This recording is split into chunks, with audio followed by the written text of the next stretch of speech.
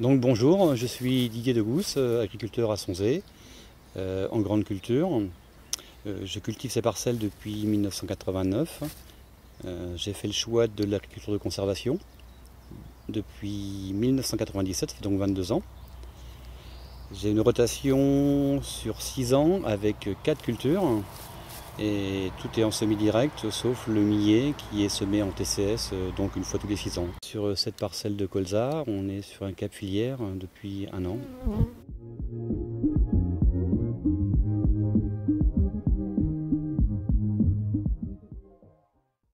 Emmanuelle Bolotte, je suis salariée de la Chambre d'agriculture d'Indre-et-Loire et dans ce cadre je suis chargée de projet biodiversité. C'est à ce titre-là que j'interviens dans le dossier Cap Filière Grande Culture.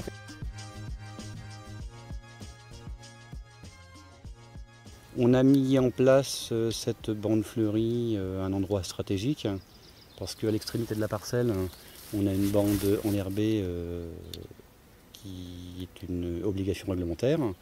Donc ça paraissait une bonne idée de mettre cette bande fleurie dans le prolongement. De plus, ça permettait de couper la plaine.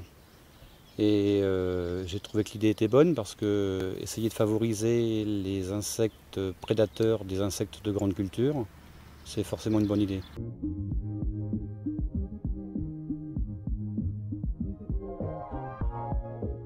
On a déjà constaté la présence importante de cirfes, dont l'adulte est pollinisateur. Sa larve, qui est une larve de diptère, est très friande de pucerons, autres auxiliaires. On peut avoir des coccinelles, tout un cortège de coccinelles. Un autre cortège important, c'est la famille des micro-hyménoptères, qui parasitent tous les ravageurs de type coléoptère, donc l'altise du colza, le charançon du bourgeon terminal, les méligètes.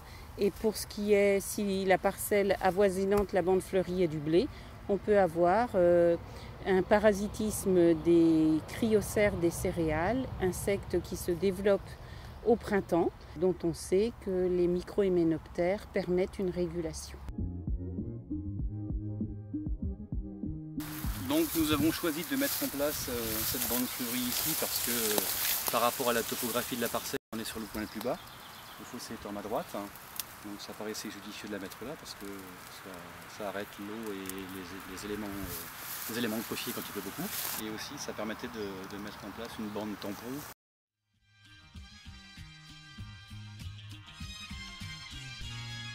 Je suis chasseur de petits gibiers et je suis très attentif à la petite faune. Quand on sait que les poussins se nourrissent d'insectes, c'était vraiment le cadeau bonus.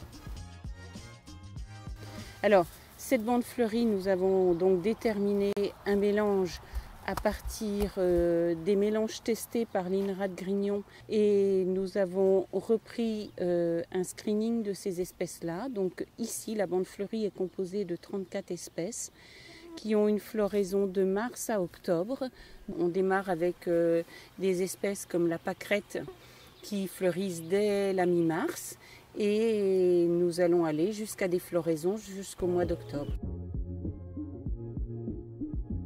Et tous les mois, on vient régulièrement voir l'état de la floraison et on note ainsi les pourcentages de plantes qui sont fleuries et leur pourcentage de floraison.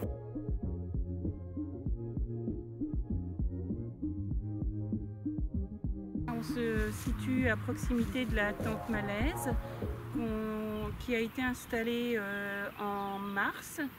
Elle est constituée de deux parties et les insectes rentrent par le bas et remontent et on installe un pot piège une semaine par mois sur lequel on recueille les insectes volants. Et les insectes, entre autres les micro-hyménoptères parasitoïdes, tombent dedans.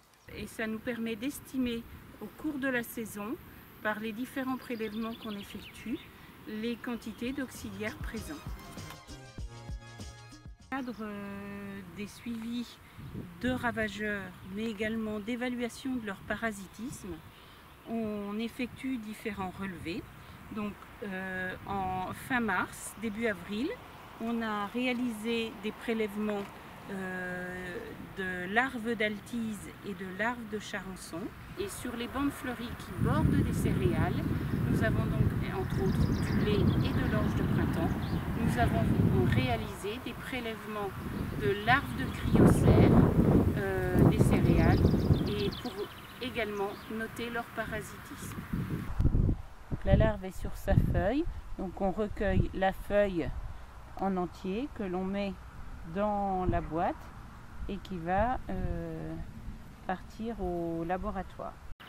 Ces bandes fleuries sont installées dans d'autres situations, chez d'autres agriculteurs. Nous avons 4 agriculteurs volontaires qui ont accepté de mettre en place des bandes fleuries, dont un a accepté de mettre en place 2 bandes fleuries.